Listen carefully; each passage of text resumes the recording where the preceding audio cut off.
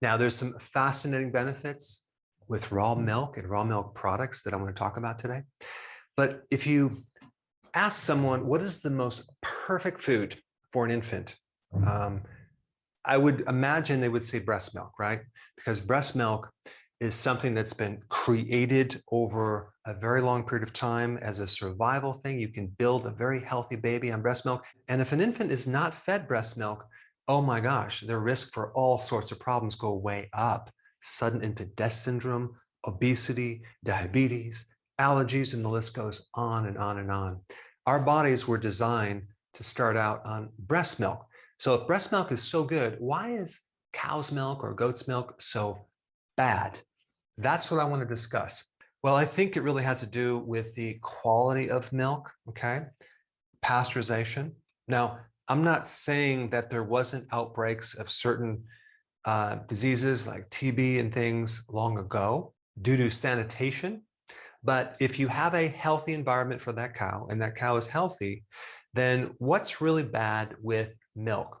First thing is pasteurization.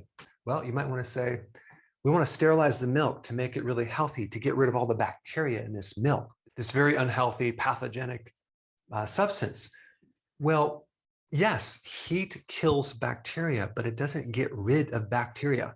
When you're drinking pasteurized milk, you're drinking all the dead bacteria that's in it. But another thing that happens when they pasteurize the milk is they're killing all the enzymes, okay? Enzymes are proteins. There's over 2,500 different proteins in milk, okay? And they're altering and damaging those proteins. They're denaturing those proteins. And I'm talking about proteins that can help someone's immune system, like, for example, lactoperoxidase, which is an antibacterial enzyme. That's destroyed when you pasteurize it. Lactoferrin, which is a protein that starves off pathogens from iron, okay? So when you have pasteurized milk, that's destroyed. The antibodies in milk are also destroyed. That is an immune benefit that you won't have. Also, lactase bacteria are destroyed. There are certain bacteria that make the enzyme to get rid of lactose, okay? And so those of us that have lactose intolerance, like myself, need lactase, which is the enzyme that breaks down lactose. And in raw milk, there's that enzyme, okay, from that bacteria. So raw milk has a lot of good bacteria that can help us. Now, there's also like 400 different types of fatty acids in raw milk that are destroyed when you homogenize the milk, okay? Homogenation is about breaking up the fat into small little particles that now you lose the function of that fatty acid because you're now mixing the cream with the other part and it won't separate. And I don't know about you, but my body craves the cream on raw milk. In fact, I could probably live on that cream. It's so delicious and it's so good for you. It has something called the Wilson factor. What is the Wilson factor? That's an anti-stiffness factor.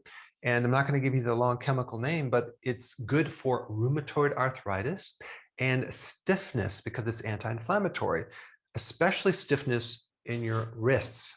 Now, I do want to say that I don't drink raw milk. I actually consume raw milk products that are fermented, okay? Like raw milk cheese, which I love, by the way, kefir, and sometimes yogurt, but mainly kefir because it has a lot more friendly bacteria and friendly yeast. In raw milk products, there's a lot more bioavailable calcium and fat-soluble vitamins, all right? You also have this enzyme right here, alkaline phosphatase, which is anti-inflammatory.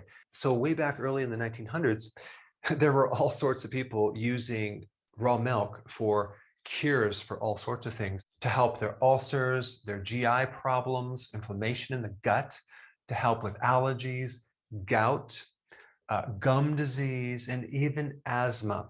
Now, you might say that raw milk is illegal in your state, but if you go to realmilk.com, there's actually, if I'm not mistaken, at least 43 states that you can get access to raw milk. And sometimes you have to do, and I'm not even sure what this is called, but I think it's some type of program where you're sharing the cow and you're getting a portion of that cow, which is milk.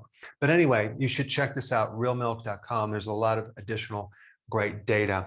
And lastly, I want to just mention the difference between A1 and A2 milk. Okay, this has to do with the protein, casein in milk.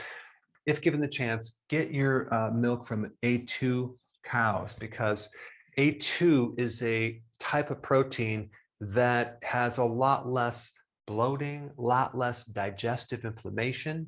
Unfortunately, the A1 protein type milk is more inflammatory, and you may find more GI problems.